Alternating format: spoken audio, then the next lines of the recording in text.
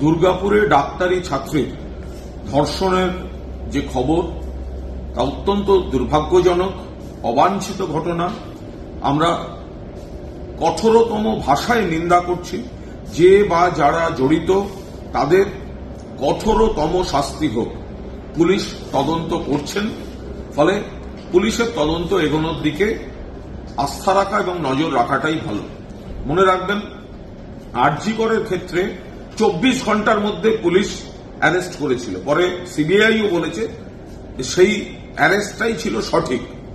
কদিন আগে মালদার ক্ষেত্রে দেখেছেন এক ডাক্তারি ছাত্রী, সম্ভবত আরজি করের ডাক্তারি ছাত্রী, তার রহস্য মৃত্যু। সেখানে আবার অভিযোগ এক ডাক্তারি ছাত্রের বিরুদ্ধে এবং সেই মতোই অ্যারেস্ট।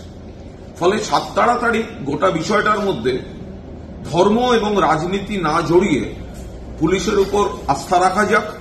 কারণ সাম্প্রতিক অতীতে দেখা গেছে এই ধরনের ঘটনায় রাজ্য পুলিশ অত্যন্ত দক্ষতার সঙ্গে কাজ করেছে, তদন্ত করেছে, চার্জশিট দিয়েছে, ট্রায়াল শেষ করে ফাঁসির রায় পর্যন্ত একাধিক কেসে আদালতের কাছ থেকে আদায় করে এনেছে। ফলে দুর্গাপুরে খারাপ ঘটনা, এগুলোর সঙ্গে রাজনীতি বা এগুলোর কোনো সম্পর্ক নেই।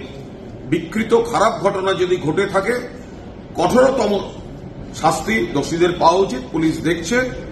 আর এ বিষয়ে সিপিএম এর যা ট্র্যাক রেকর্ড আর বিজেপি রাজ্যগুলিতে যা ঘটছে, তাদের বোধহয় কথা না বলাই ভালো। খারাপটা সবসময়ই খারাপ।